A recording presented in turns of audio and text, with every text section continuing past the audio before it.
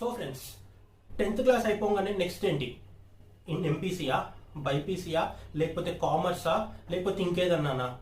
Inter అయిపోగానే మళ్ళీ ఏంటి? ఐఐటియా, ఏఐట్రిపుల్ఈయా, ఎంసెటా, క్యాటా, గేటా, ఎంబీఏనా, పీజీ సెట్టా, ఇట్లా చాలా కోర్సెస్, చాలా వాటి గురించి అన్నిట్లో ఏదో దాంట్లో చేస్తాం. సరే పోనీ ఏదో దాంట్లో జాయిన్ అయినాము, ఆ తర్వాత జాబ్ల కోసం ట్రయల్, జాబ్ వచ్చింది తర్వాత ఈ జాబ్ కాదు ఇంకో జాబ్లోకి వెళ్తే ఇంకా దాంట్లో శాలరీ ఎక్కువ, దాని నుండి ఇంకో దాంట్లోకి వెళ్తే ఇంకా శాలరీ ఎక్కువ, దాని తర్వాత ఏదో 10 ఏళ్ళు అయిన తర్వాత ఏ ఈఎంఐయో ఏదో తీసుకొని ఇల్లు కొనుక్కుంటే దీనికి కట్టుకుంటూ పోవాలి. అరే సైడ్కి ఏదైనా బిజినెస్ చేస్తే బాగుంటుందేమో అన్న ఆలోచన అప్పుడు వస్తుంది.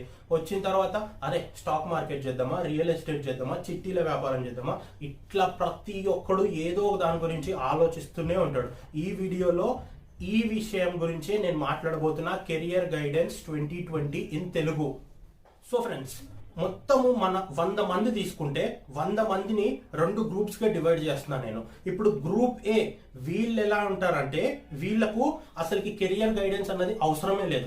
ఎందుకు అంటే వాళ్ళకు చిన్నప్పటి నుండి గోల్స్ ఎలా ఉంటాయంటే, నేను సైంటిస్ట్ అవుతా, సైంటిస్ట్ అయ్యి నేను ఏదైనా కొత్తది ఏదైనా కనిపెడతా, లేకపోతే నేను ఒక మంచి ఇంజనీర్ అవుతా, ఇంజనీర్ అయ్యి ఫ్రీ సర్వీస్ చేస్తా, లేకపోతే నేను ఒక మంచి డాక్టర్ అవుతా, డాక్టర్ అయ్యి అందరికీ ఫ్రీ సర్వీస్ చేస్తా, లేకపోతే నేను ఒక మంచి లీడర్ అవుతా, అందరికీ ఫ్రీగా సర్వీస్ చేస్తా, లేకపోతే నేను ఒక మంచి యూపీఎస్సీలో గ్రూప్స్ రాసో, లేకపోతే ఒక మంచి గవర్నమెంట్ ఆఫీసర్ అయ్యి అందరికీ సేవ చేస్తా. అంటే వీళ్ళ గురించి కంటే, వీళ్ళు డబ్బులు సంపాదించకపోయినా సరే బయట వాళ్ళకు సేవ చేయడము, ఇట్లాంటి దాంట్లో ఉంటారు.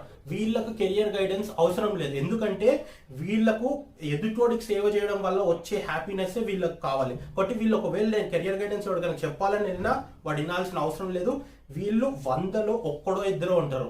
మిగతా 98-99% వాళ్ళందరూ కూడా గ్రూప్ బిలోకి వస్తారు. గ్రూప్ బి దీంట్లో 98-99% అందరూ ఈ గ్రూపే, మన వాళ్ళందరూ ఈ గ్రూప్ కి వస్తారు. ఈ గ్రూప్ యొక్క ముఖ్య ఉద్దేశం ఏంటి? ఒక్కసారి క్లియర్ గా ఆలోచించండి. ఏదో ఒక కోర్సులో జాయిన్ అవుతారు, ఏదో ఒక జాబ్ వస్తుంది, ఏదో ఒక జాబ్ నుండి ఇంకో జాబ్, ఇంకో జాబ్ నుండి ఇంకో జాబ్, లేకపోతే ఏదో ఒక బిజినెస్, సంథింగ్ ఏదో చేసి లాస్ట్కు మీరు చేయాల్సింది ఏంది? మీకు హ్యాపీనెస్ ఎక్కడ క్రియేట్ అవుతుంది? ఈ గ్రూప్ బి వాళ్ళకు ఎక్కడ? ఒకసారి చెప్పండి. డబ్బులు సంపాదించినప్పుడు మాత్రమే హ్యాపీనెస్ ఉంటుంది. అంటే ఇక్కడ గ్రూప్ ఏ వాళ్ళకు సేవలో హ్యాపీనెస్ ఉంటే, గ్రూప్ బి వాళ్ళకు డబ్బులు సంపాదించడంలో మాత్రమే హ్యాపీనెస్ ఉంటుంది. నువ్వు ఏదైనా చెయ్యి, 10 ఏళ్ల పాటు ఏదో ఒక కోర్స్ చేసుకో, దాని తర్వాత ఆ కోర్స్ కాకుండా వేరే ఫీల్డ్లో ఒక 6 నెలల కోర్స్ చేస్తే నెలకు 3 లక్షలు వస్తుంది అంటే ఆ కోర్స్కి వెళ్ళిపోయేటోళ్ళు అందరూ వెళ్ళిపోతారు. 99.99% ఈ గ్రూప్ బిలో ఉన్న వాళ్ళు వెళ్ళిపోతారు. అర్థమైందా? అంటే ఈ group below maximum career guidance అంటే నువ్వు ఏదన్నా చేసుకో, ఏ కెరియర్లో ఉండు, ఏ ఫీల్డ్లో ఉండు, నీకు లాస్ట్కు నువ్వు చేయాల్సింది ఏంటి అంటే, నీకు కావాల్సిన దానికంటే ఎక్కువ డబ్బులు సంపాదించడం మాత్రమే వీళ్ళ గోల్. ఇది గుర్తుపెట్టుకోండి. ఇప్పుడు చూడండి, ఒక 20 years బ్యాక్ అకౌంటెంట్ జాబ్లు అంటే చాలా గొప్ప జాబ్స్ ఉండేవి. ఒక 20 years బ్యాక్ అంటే ఒక కంపెనీ యొక్క మొత్తం అకౌంట్స్, ట్యాక్స్లు అన్ని ఆయన్నే మెయింటైన్ చేసేవాడు. ఒక చాలా ప్రెస్టీజియస్ జాబ్ ఉండేది. కానీ ఇప్పుడు ఒక ఇంటర్నెట్ విప్లవం వచ్చిన తర్వాత, ఇంటర్నెట్ వల్ల ఒక చిన్న సాఫ్ట్వేర్, ఒక అకౌంటెంట్ ఒక 20 ఏళ్ల క్రితం ఏవే పనులు చేస్తాడో అవన్నీ పనులు ఇప్పుడు ఒక సాఫ్ట్వేర్ చేస్తుంది. అంటే మనం అంత అడ్వాన్స్ అయిపోయినాం. ఇప్పుడు అదే అకౌంటెంట్ నా కొడుకును కూడా నేను అకౌంటెంటే చెయ్యాలి అని నిశ్చయించుకొని వాడిని అకౌంటెంటే చేయాలి అని అనుకుంటే వాడు ఇప్పుడు దేనికి పనికి వస్తాడు కదా? అంటే అర్థం అవ్వాల్సింది ఏంటి? ఇక్కడ మన కెరియర్స్ అలాగే ఉన్నా సరే మనము డబ్బు సంపాదించే మార్గాలు మారాయి. గ్రూప్ బి వాళ్ళ ముఖ్య ఉద్దేశం ఏంటి? ఏ కెరియర్ అన్నా చేసుకో, వీళ్ళు సంతోషంగా ఎప్పుడు ఉంటారు? జీవితం అనేది సంతోషం కోసం. సంతోషంగా ఎప్పుడు ఉంటారు అంటే డబ్బులు సంపాదించినప్పుడు మాత్రమే సంతోషంగా ఉంటారు. వీళ్ళకు డబ్బులు సంపాదించే మార్గము ఒకప్పుడు 20 ఏళ్ల క్రితం ఉన్నప్పటి నుండి ఇప్పటికి చాలా చేంజ్ అయింది. ఇప్పుడు చాలా ఫీల్డ్స్ ఉంటాయి, చాలా ఫీల్డ్స్ లో చాలా కెరియర్స్ ఉంటాయి. కాబట్టి ఏ ఫీల్డ్ లో ఏ కెరియర్ అన్నది ప్రతి ఒక్క కెరియర్ గురించి, ప్రతి ఒక్క ఫీల్డ్ గురించి ఎక్స్ప్లెయిన్ చేయడం ఇప్పుడు ఈ వీడియోలో కష్టం. కాబట్టి నేను ఇప్పుడు మీకు ఒక బ్లూ ప్రింట్ ఇస్తా. అంటే బ్లూ ప్రింట్ అంటే కొన్ని రూల్స్ ఇస్తా. ఈ రూల్స్ ని ఫాలో అవ్వి సేమ్ ఇవే రూల్స్ ని మీరున్న ఫీల్డ్ లో అప్లై చేసుకోండి. అప్లై చేసుకోవడం వల్ల మీకు ఒక క్లారిటీ అనేది క్రియేట్ అవుతుంది. ఇప్పుడు రూల్ నెంబర్ 1, కాంపిటీషన్ ఎక్కువ ఉన్న ఫీల్డ్స్ కంటే కాంపిటీషన్ తక్కువ ఉన్న ఫీల్డ్స్ని ఎంచుకోవడం చాలా ఇంపార్టెంట్. మీకు ఒక చిన్న ఎగ్జాంపుల్ చెప్తా చూడండి. ఒక లాస్ట్ 2 months బ్యాక్ నాకు నెక్ పెయిన్ వచ్చింది. నెక్ పెయిన్ వచ్చినప్పుడు నేను నార్మల్ డాక్టర్ దగ్గరికి వెళ్తే ఇదేదో ఉందండి, కొంచెం కళ్ళు కూడా తిరుగుతున్నాయి అంటున్నారు కదా, ఒకసారి ఈఎన్టీ దగ్గరికి వెళ్ళండి అన్నారు. ఈఎన్టీ దగ్గరికి వెళ్తే మీరు ఒక ఆర్థోపెడిషియన్ దగ్గరికి వెళ్ళండి, బోన్ ప్రాబ్లం ఉందేమో అంటాడు. ఆర్థోపెటిక్ దగ్గరికి వెళ్తే నర్వ్ ప్రాబ్లం ఉందేమో, ఒకసారి న్యూరాలజిస్ట్ దగ్గరికి వెళ్ళండి అన్నారు. ఈ అందరి దగ్గర నాకేం వర్కౌట్ కాలేదు. దాంతో నేను ఆన్లైన్కి వెళ్ళి అసలు నా ప్రాబ్లం ఏంటి అన్నది సెర్చ్ చేస్తే ఒక క్యారియోపటిక్ అని ఒక ఫీల్డ్ ఉంటుంది. వాళ్ళు నెక్ ని అడ్జస్ట్ చేస్తూ మొత్తం బాడీని అడ్జస్ట్ చేస్తూ పెయిన్ ని ఈజీగా తీసేస్తారు అన్నది దాని గురించి తెలిసింది నాకు. అది క్యారియోపతిక్ అంటే ఒక కైండ్ ఆఫ్ ఫిజియోథెరపీ లాంటిది అనమాట. అది తెలిసిన తర్వాత హైదరాబాద్ లో క్యారియోపతిక్స్ ఎంతమంది ఉన్నారు, అసలు ఎక్కడ ఉన్నారు అని చూస్తే నాకు చాలా అసలు దొరకలేదు. నాకు చాలా చాలా కష్టపడిన తర్వాత నాకు ఒక అతను దొరికాడు అనమాట కుకట్పల్లిలో. సరే, ఆయన కాల్ చేస్తే మీరెందుకు రండి సార్, నేనే వస్తాను, మీ ఇంటికి వచ్చి చూస్తా అని చెప్పేసి మొత్తం అంతా సెట్ చేశాడు. నాకు ఒక ½ an hour లో రిలీఫ్ వచ్చింది. కానీ మొత్తం అయిపోయిన తర్వాత ఎంత తీసుకున్నాడు, 3000 తీసుకున్నాడు. అప్పుడు నేను ఒక క్వశ్చన్ అడిగా, సార్ మీకు ఎంతమంది ఎవ్రీ డే తీసుకుంటారు అంటే, సార్ ఆల్మోస్ట్ దీని గురించి ఎక్కువ మంది తెలియదు సార్, కాబట్టి ఇప్పుడు కోవిడ్ టైం కాబట్టి ఒక 10 members తీసుకుంటున్నారు, కానీ నార్మల్ టైంలో minimum 15 to 20 members per day తీసుకుంటారు సార్ అని చెప్పాడు. అంటే ఒక్కసారి కరెక్ట్గా అబ్జర్వ్ చేయండి, 15 members ప్రతి ఒక్కడు 3000 రూపాయలు ఇస్తున్నాడు. అంటే 45,000 ఒక రోజులో సంపాదిస్తున్నాడు.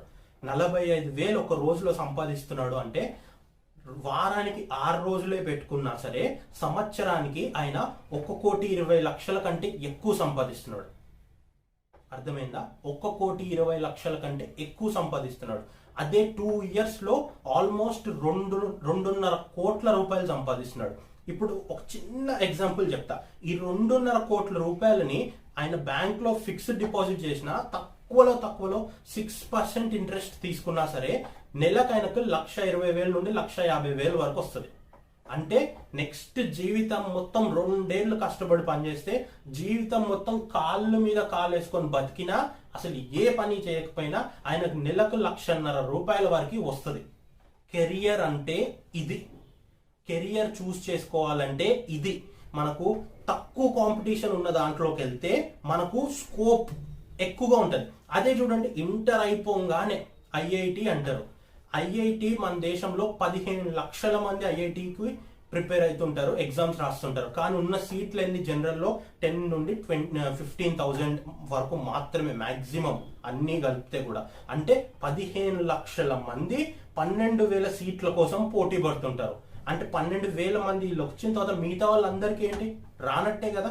అయినా సరే ప్రతి పేరెంట్ ఏం చేస్తాడు, ఆ కాలేజ్లోకి తీసుకెళ్లి ఆడుకో 2 లక్షలు 3 లక్షలు కాలేజ్లో కట్టి వాడు 100% సీట్ గ్యారంటీ అని పెడతాడు. చూడండి సార్, మా పిల్లలు వచ్చిన వాళ్ళు అంటారు, ఆడికి 100 బ్రాంచ్లు ఉంటాయి, ఏదో ఒక బ్రాంచ్ లో సీట్ వస్తే అన్ని బ్రాంచ్ వాళ్ళు అదే చూపించుకుంటాడు.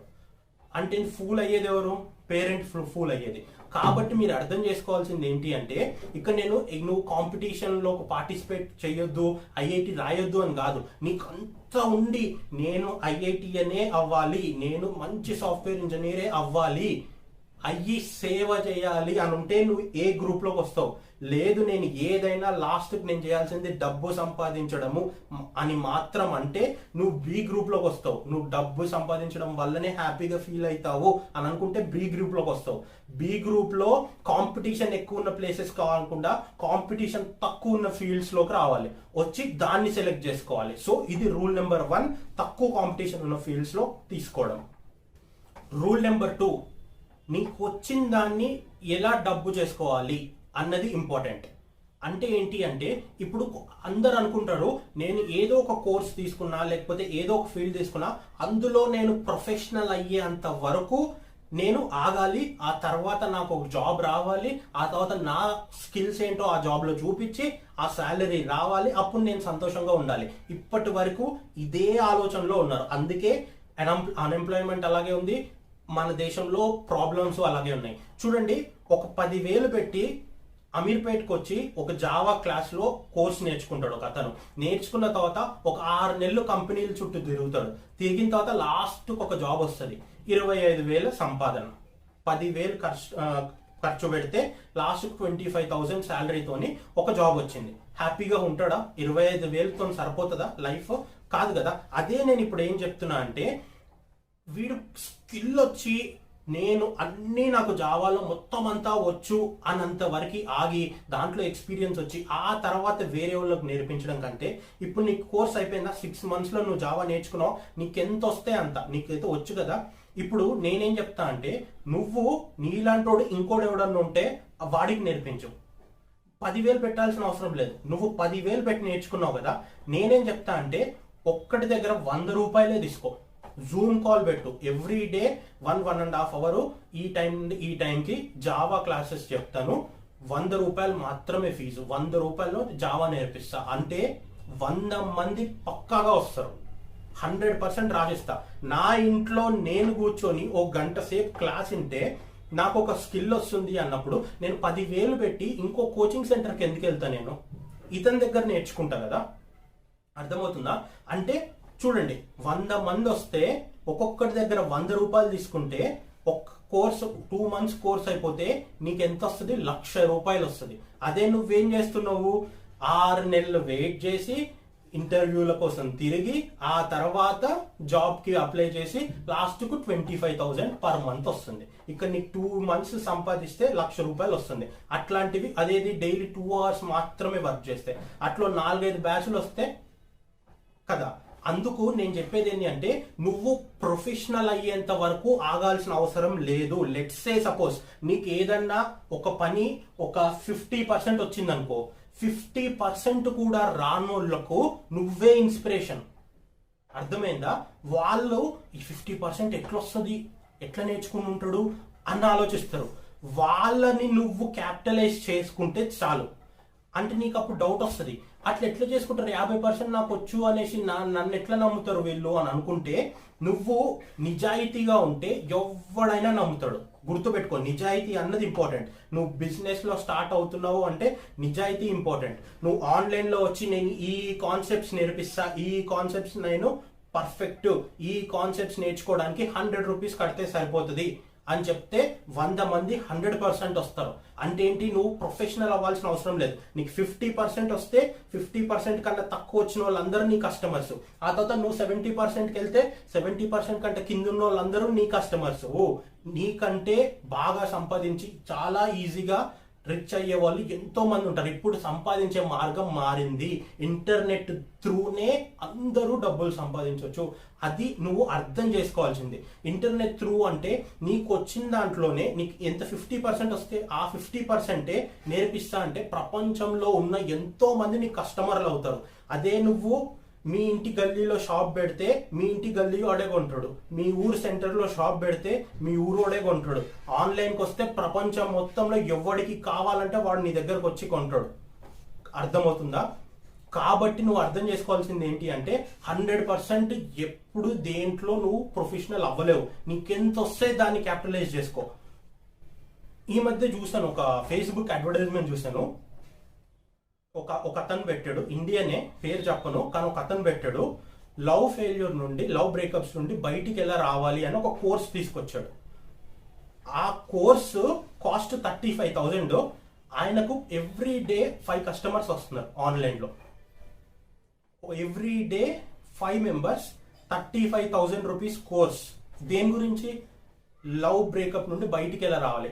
ఆయన దాని నుండే బయటకు వచ్చాడంట. సో దాని గురించి మాట్లాడుతున్నాడు అనమాట. నేను ఎట్లా బయటికి వచ్చినా, నాకు ఏది హెల్ప్ చేసింది, నువ్వెలా బయటికి రాగలుగుతావు. 5 మంది 35,000 × 5 అన్ని డబ్బులు ఒక రోజులో సంపాదిస్తున్నాడు. అర్థం చేసుకోండి ఎంత అసలుకి ఎలా మారిపోయింది. ఇంకా చెప్పాలి అంటే, కుక్కలకు ఎలా స్నానం చేయించాలి అన్న దాని మీద కూడా కోర్సులు చేసి $500కి పెట్టేవాళ్ళు ఉన్నారు. నువ్వు అనుకుండొచ్చు దాన్ని ఎవడు చూస్తాడు అని. చూసేవాళ్ళు ఉన్నారు. పిల్లల కంటే కుక్క పిల్లల్ని ఎక్కువ ప్రేమించే వాళ్ళు ఎంతో మంది ఉన్నారు. వాళ్ళందరూ నీ కస్టమర్సే. కాబట్టి ప్రతి ఫీల్డ్లో, ఏ ఫీల్డ్ తీసుకున్నా సరే, ప్రతి ఫీల్డ్లో డబ్బులు సంపాదించే మార్గం 100కి 100% ఉంది. ఇప్పుడు నేను రూల్ నెంబర్ 3 గురించి చెప్తా. రూల్ నెంబర్ 3 ఏంటి అంటే పర్సనల్ బ్రాండింగ్. నేను రూల్ నెంబర్ 1 ఏం చెప్పా? చాలా తక్కువ కాంపిటీషన్ ఉన్న ఫీల్డ్స్ని ఎంచుకున్నాం. దాని తర్వాత ఏం చేసావు, రూల్ నెంబర్ 2లో నువ్వేం చేసావు, దాంట్లో కొంచెం స్కిల్ తెచ్చుకున్నావు. ఓకే, స్కిల్ తెచ్చుకున్న తర్వాత నీకు వచ్చినంత స్కిల్ని ఎదుటోడికి చూపించి దాని త్రూ నువ్వు మనీ సంపాదించడం. ఓకేనా? అంటే అసలుకి ఏది రాకుండా కాదు, కొంచెం స్కిల్ అన్నది ఏదో నీకు ఇష్టమైన దాని గురించి ఏదో ఒక స్కిల్ అన్నది తీసుకురచ్చుకోవాలి. ఆ తర్వాత నీకు వచ్చిన స్కిల్ ని ఎదుటోడికి చూపించి దాని త్రూ ఆ స్కిల్ ని నువ్వు క్యాపిటలైజ్ చేసుకోవడం, ఆ స్కిల్ త్రూ నువ్వు డబ్బులు సంపాదించుకో. కానీ ఇప్పుడు నీకు ఈ ప్రపంచంలో ఉన్న నీ కస్టమర్స్ అందరినీ ఎలా కలపడం, దీనికే డిజిటల్ మార్కెటింగ్ అని ఉంటుంది. ఇప్పుడు చూడండి, ఇక్కడ మీరు ఈ కార్నర్ కు చూస్తే ఆర్కే అని ఉంటుంది. ఏంటది? ఇట్స్ అ బ్రాండ్, మా బ్రాండ్ అనమాట. సేమ్ అలాగే ఇప్పుడు ఇంకా ఈజీ ఎగ్జాంపుల్ చెప్తా. బిజినెస్ మ్యాన్ మూవీ చూసారు కదా, గుర్తు పెట్టుకో సూర్య, ఇట్స్ అ బ్రాండ్ అని చెప్తారు. కేజీఎఫ్ మూవీ చూసారా, రేమన్ సిన్స్ 1956 అన్నాక బుడ్డోడు రాకీ అని పేరు పెట్టుకుంటాడు. అంటే ఏంటి? ఒక బ్రాండ్ క్రియేట్ చేయడం. నువ్వు తక్కువ చిన్న ఫీల్డ్ ని ఎంచుకున్నావు, చిన్న ఫీల్డ్ లో నీ కాంపిటీషన్ ఎక్కువ ఉండదు, దాంట్లో నువ్వు నీకు వచ్చిన దాన్ని నేర్చుకున్నావు, దాన్ని చూపిస్తున్నావు. ఆ తర్వాత నువ్వు దాంట్లో ఆ ఫీల్డ్ లో నువ్వు బ్రాండ్ అయిపోవాలి, బ్రాండ్ ని క్రియేట్ చేయాలి. బ్రాండ్ ఎలా క్రియేట్ చేయాలి? డిజిటల్ మార్కెటింగ్ ఫీల్డ్ లోకి రావాలి. నాకు ఈ డిజిటల్ మార్కెటింగ్ ఫీల్డ్ లో ఆల్మోస్ట్ 3 years ఎక్స్పీరియన్స్ ఉంది.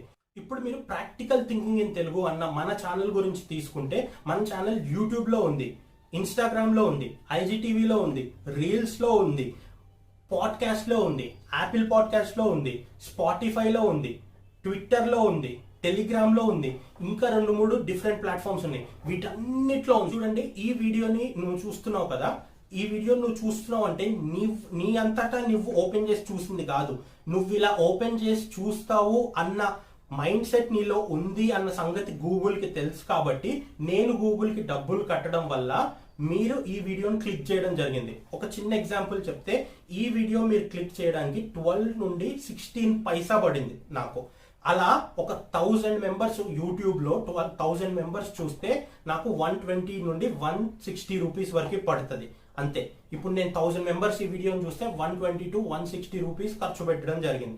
కానీ 1000 మెంబర్స్ లో కనీసం 10% వేసుకున్నా సరే ఒక 100 మెంబర్స్ నా ఇన్స్టాగ్రామ్ లోకి వస్తారు. ఆ 100 మెంబర్స్ లో 10% నాకు పింగ్ చేసి, అన్న నాకు ఈ ప్రాబ్లమ్స్ ఉన్నాయి, దీనికి సొల్యూషన్ ఏంటి అని చెప్తారు.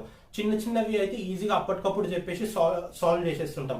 కానీ కొంతమందికి, అన్న నేను పెయిడ్ సర్వీసెస్ తీసుకుంటా అన్న నీ దగ్గర, అతను నాకు పే చేసేది 2000 to 3000 రూపీస్ ఉంటుంది. అంటే ఒక్క ఇద్దరు వచ్చారంటే 5000 నుండి 6000 ఉంటుంది. నేను పెట్టింది 120 నుండి 160 రూపీస్. అర్థమైందా?